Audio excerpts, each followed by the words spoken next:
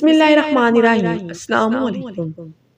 पौधों को ज्यादा बढ़ाने के लिए चाय की पत्ती, ठंडी चाय और अंडों के पीसे हुए छिलके डालें। इस तरह पौधे तेजी से नशोनमा पाएंगे। इसके अलावा चावल धोने के बाद का पानी और चावलों की भूसी मली मिट्टी में मिलाकर मुफीद है।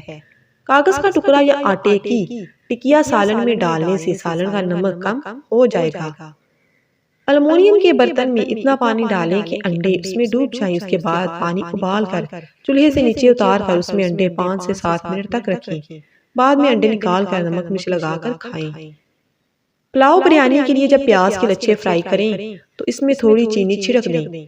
प्याज जल्दी सुनहरी हो जाएंगे। सालन अगर पतला रह जाए तो इसमें 5 ता 6 अदद का जोया बादाम का पेस्ट शामिल कर दें। खुश जायका हो जाएगा। गिरियों से फालतू पानी खुश करने के लिए चाय के 2 चम्मच हसास तवे पर हल्का सा भून लें।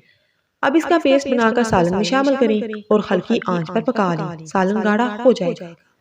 बंद गोभी पकाते वक्त इसकी बू पूरे घर में फैल जाती है। अगर गोभी पकाने के दौरान पैन में रोटी का एक टुकड़ा रख दें तो बू नहीं फैलेगी।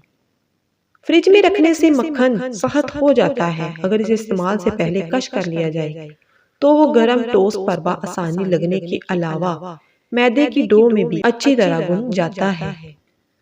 उम्मीद है आज की वीडियो आपके लिए बहुत ज्यादा इंफॉर्मेटिव रही होगी। मज़ीद ऐसी वीडियोस के लिए चैनल मेरा हेल्प विद ब्यूटी को लाजमी सब्सक्राइब करें। मिलते हैं किसी अच्छी सी वीडियो के साथ। तब तक अपना और अपने प्यारों का ढेर सारा ख्याल रखें। अल्लाह ने